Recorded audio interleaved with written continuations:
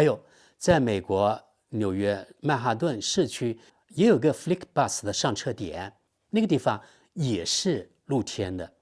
啊。大多数情况下在那等等等。我为什么前面说不只是美国、加拿大还有德国也一样？真的，在那个多伦多我也坐过长途巴士，也是在室外某个街头去等的。然后呢，在德国有些站点是在室内，但是很多站点呢，就是比如说在有个叫亚琛的地方，如果你坐 FlixBus， 也是在室外的一个前不着村后不着店的一个地方，在那个地方等，也是只有一块牌，没有一个遮风挡雨的地方。像科隆还好一点，在那个机场里面有个地方可以等，然后呢，那个上下车的地方遮风挡雨的，这是我见过的比较好的地方了。然后其他地方都是那个露天的简装啊，你看这就是区别。就是说在美国在德国，像这种坐长途巴士的一般都是比较想节省钱的年轻人，或者像我这样比较喜欢穷游的人。你既然没有钱，你要穷游，那没办法，你只能忍受一些不太如意的地方。但是像美国的机场和美国的长途车站真的是两个不同的世界。所以说啊，在美国我认为啊，这所谓的这种公共设施的福利是给有钱阶级给中产阶级的，而那些呢像长途汽车站这种啊是穷人做的，那你就别想到有什么公共设施服务了，你只能是忍受。这是我感受最深的地方。而这一点呢，我就非常有感触啊，因为对比中国这种世界真的是一流这种公共设施，我觉得我们中国人被保护得太好了，根本就不知道在这方面身在福中不知福。因为我们中国人肯定就觉得这是天经地义啊，我去坐长途汽车，那肯定有一个好的那个大的汽车站，对吧？里面那个夏天吹着空调，然后呢有椅子给你坐，给你等车，这是我们从小就有的这种基础设施。我们就以为啊全世界都一样，但是你到了德国，你到了美国，真的让你大跌眼镜。这方面真的，美国就是第三世界嘛，这毫无争议。所以在美国啊，你能享受什么基础设施，与你所处的这个阶层有很大的关系。这是我悟出一个道理。还有第三个，让我这次又感受非常深的去美国，那就是社会公德心的丧失。又拿我前天从纽约市区曼哈顿坐机场巴士到机场去，这一路给我的印象，第一个，等在那地方是露天的啊，等我的巴士，等来了，车门一打开，你们知道我看见什么了吗？在一个国家一个城市里面的巴士，我看见了那么多的垃圾，让我真的大跌眼镜。这是我第一次也是唯一一次看见能有如此脏的一个那个公共汽车的车厢啊，在任何国家我都没有见过。有多脏呢？因为我是坐在那个巴士的后面一节，就比较车尾的地方，我一上车就看见我的近眼方有很多垃圾在地上，是那个车厢里面的地上啊。然后呢，我就往左上去，有2、3个台阶，上去之后，两边的座位底下也是满地的垃圾。你们能想象吗？有什么饮料瓶啊、啤酒瓶啊、用过的手纸啊，还有些不可描述的东西啊等等，反正全是垃圾。我真的不敢想象啊，一个城市那个巴士的车厢里面有如此多的垃圾，而里面坐着不少的人，可见这些人呢对此熟视无睹啊。另外，前面我提到了，就是在路的两边，快速路的两边也有很多很多的垃圾。还有的时候那个经过站点的时候，偶尔看见有一个，你看得像酒鬼吗？又不像；看得像瘾君子吗？也不像。他就坐在那个地方，没有任何的反应，然后车来了，他也不上也不下，也不知道他要干嘛。像这种画面给人一种很颓废、一种世界末日的感觉，你们知道吧？还有像纽约地铁站里面一样，像夜间特别多。一个是那个车厢里面有很多是把那个地铁的那个座位啊，他一躺下去当自己的床，然后把整个车厢当他那个卧室一样的这些人。然后呢，在纽约地铁站的站台上面的那个有些凳子，你们知道，那些公共场所的凳子在美国、在德国一样啊。比如说，它一张2米长的凳子，一定中间有3个像这样竖起来的隔开的那个隔板，大概有的是10公分高，有的15公分高。它的目的后来我就悟出了，不是为了隔开，更让大家更好坐，而是让那些无家可归的人不能躺在上面。因为你躺在上面有那个15公分的，你肯定觉得不舒服啊，对吧？是这个作用，而不是说要让人家一个一个隔开更好坐，不是，就是不让这些无家可归的人把这些凳子当床来睡。然后你看见那些无家可归的人，一个是直接横躺在这个地铁车厢的长凳上，地铁站这站台上面那些无精打采的，有些是瞌睡的，有些是这样用那个夹克蒙住的，你不知道他是生是死。然后他可以坐着那个姿势保持可能30分钟不动，1个小时也不动，真的死活都不知道。另外呢，我还发现就是在街头那些流浪汉，真的他一动不动。然后呢，大家对这些现象啊熟视无睹，我没有看见任何人过去关心一下，真的没有。你们想想看，如果在中国有一个流浪汉，如果有的话啊，我相信不久就有旁边热心的市民啊去问，哎，你怎么了？需要帮助吗？一般可能会这样去问，或者呢有那些城管啊或者警察来问，然后呢可以把他们带到什么救助站去，然后呢可能警察会花钱帮他们买什么火车票或者高铁票，把他们送回老家去。一般是这样的操作在中国，但是在德国也好，是美国也好，好像这种他们无家可归直接睡在路边是非常正常的现象，大家已经见怪不怪。还有随地乱扔垃圾，本来垃圾桶在那里，然后呢到处都非常多的垃圾，好像也没有人去清扫。所有这些现象啊，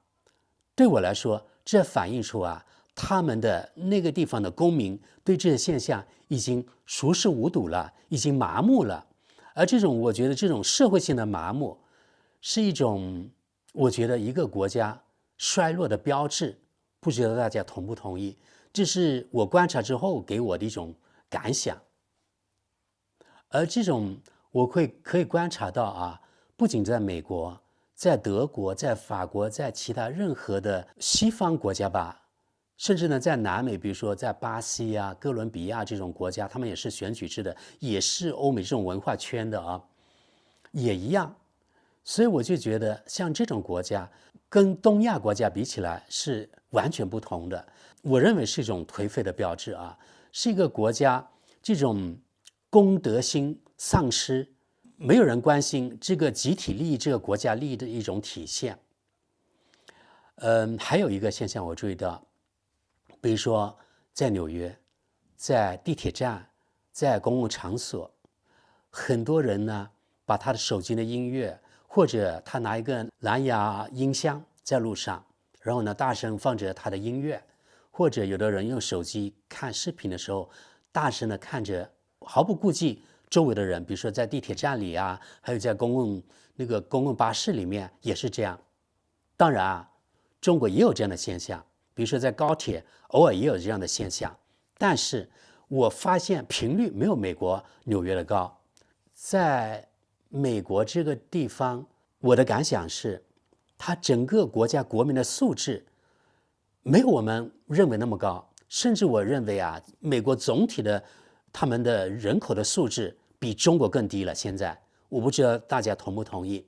比如说我前面说了，在中国在高铁上啊，也有一些人他可能放着很大声的手机的音乐，但是一般情况下有一半的概率会有人出来制止，对吧？如果是我见到我周围有这样的人，我绝对会出来制止，因为在中国你是有道理的人啊，你怕什么呢？难道他敢用刀子把你怎么样吗？何况在中国这都有安检的，他没有刀子，不会对你造成什么人身伤害，对吧？所以我肯定会出来制止。而且我认为相对来说啊，中国人没有美国有些族群那么暴力，真的没有。而在美国我见到的啊，放大声音乐的没有任何人出来制止，没有，大家都觉得无所谓了。还有在美国这种公共交通工具，特别是纽约地铁里面，你看到那些人很放肆啊，他们说话的时候，特别是一群人啊，在那个地方有多大声就说多大声，真的这让人也是大跌眼镜的。就是说根本不顾旁边人的感受，以自我为中心，大声喧哗，而这在中国是非常没有素质的表现。我相信如果在中国有那么多人大声的喧哗，旁边还是会有人出来制止。我没说中国没有这样的现象，中国有，但是出来制止的人也不少。而在纽约我没有见到，所以呢，这是不是也是一种社会总体性它的熟视无睹，然后呢是一个国家颓废啊那个衰败的标志之一呢？这只是给我一种感想啊。所以我就觉得啊，不管是从前面的垃圾来说，还有在公共场所大声喧哗来说，还有呢随便扔垃圾我也见到，真的他喝一杯咖啡，然后呢咖啡的杯子随手就丢在地上了，不管旁边有多少人，就在美国纽约啊。还有一个现象，那就是在美国纽约这里，还有亚特兰大那里我见过的，还有那个洛杉矶我也见过，就是摁喇叭的人不少。中国也有摁喇叭的，特别是小地方也很多，但是在中国大城市相对来说摁喇叭的还是比较少。听说在什么香港啊还有台湾摁喇叭的更少。但是想不到在美国纽约这里是一个全世界国际性的大都市之一，竟然有那么多不遵守交通规则的人，摁喇叭的人，对吧？还有呢，我亲自见过不止一次闯红灯，本来已经红灯可能一两秒钟了，但是还是有人开过去。我亲自见过，我没有拍下来，因为我觉得对我来说无关呀，我又不是美国公民，对吧？我何必管这个闲事呢？闯红灯的，然后呢是开车的司机闯红灯啊，还有行人闯红灯的，真是家常便饭。在这里好像没有红灯绿灯的区别，因为大家看没有车，红灯也过。这是纽约非常常见的现象，纽约也是美国一个城市吧，所以我说也是美国的现象，也不错吧，对吧？越是小地方的人越遵守交通规则，越是大城市的人可能遵守交通规则的这种现象呢就越差一些。但是这方面我就觉得德国人呢做的比美国人更好。德国闯红灯的有，但是极少，大部分还是比较遵守交通规则的。所以从刚才我聊到的各方面综合来看啊，我放大到美国吧，就是美国总体来说，美国人的公德心这方面比较欠缺。如果一个国家一个社会它的公民公德心缺失了，那是不是一个国家衰落的标志之一呢？这点我不知道大家怎么看，我把这个问题呢放在这里，请大家呢踊跃发言。在结束今天的节目之前，还有一点我想说的，就是我观察到的啊，当然我在纽约我没有专门去富人区去啊，唯一富人区我去的那就是中央公园这个周围，那绝对是纽约的富人区了，因为能够住在中央公园附近楼房里的人绝对是有钱的美国人，因为他一套房子少则几百万美元，上千万几千万美元，多则可能几亿美元吧。那么如果是租这样的房子，每个月你没有几万美元，那你租得起吗？对不对？所以这是妥妥的上层阶级住的地方，我去过了，对吧？这应该有发言权吧？还有在美国，比如说美国的郊区长岛那一带也是美国的富人区之一，像这样的地方那就自不必说了。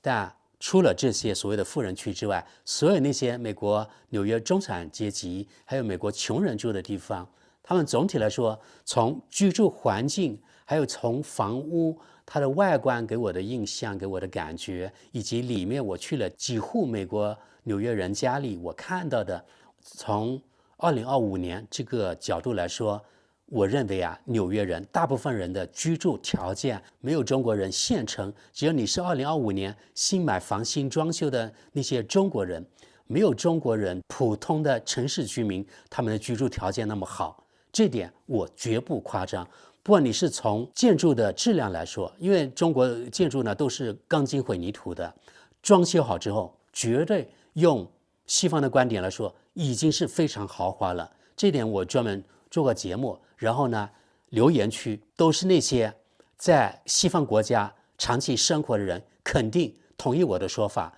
就是中国人的居住条件已经超过了西方人，也超过了美国人。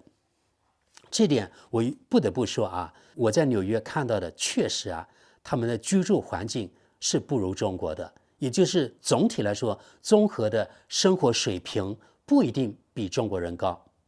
当然，美国人的生活水平肯定是没有上海人的生活水平高。平均来说啊，富豪就不用说了，在中国上海也有很多的富豪，你能跟他们比吗？对吧？我只是说普通的上班族，他们怎么样的生活水平，他们的居住环境怎么样？一个是硬件，一个是软件。软件当然是包括，比如说你的绿化怎么样啊，你的公园怎么样啊，另外一个治安怎么样啊？中国治安肯定是秒杀所有西方国家的，对吧？据我所知啊，全世界治安最好的只有2个国家，一个是新加坡，另外一个呢就是中国了。新加坡只有几百万人口，中国是14亿人口，所以要管理这么类型的国家，管理的难度真的不是一个级别的。管理新加坡，你说几百万人，是不是要比14亿人要容易得多？如果是把这2个国家治安放在一个水平上面去鉴定它，我就觉得对中国14亿人口的管理难度很不公平啊，因为它不是一个数量级的难度。所以这么说吧，就是从治安来说，中国是妥妥的遥遥领先任何其他国家，这点也毫不夸张吧。那么你考虑到治安也是生活质量的一个标志之一，是不是你们觉得总体来说，中国在城市里，不管是县城还是特大城市也好，中国人的生活水平是超过现在2025年西方的。这点呢，肯定有在西方人不同意，甚至呢，有些在中国没有出过国的人也不同意。但是，我觉得每个人都有权表达他的观点，我表达我自己的观点，因为我是通过我到世界各地去深度旅游也好，旅居也好，去体验也好，横向比较与中国横向比较之后，得出我的结论。我的结论并不是说统一的标准啊，因为每个人他的那个经历不同，每个人所看到的不同，然后得出的结论也不同。这就是我通过我去过50-60个国家之后，我得出的一个结论，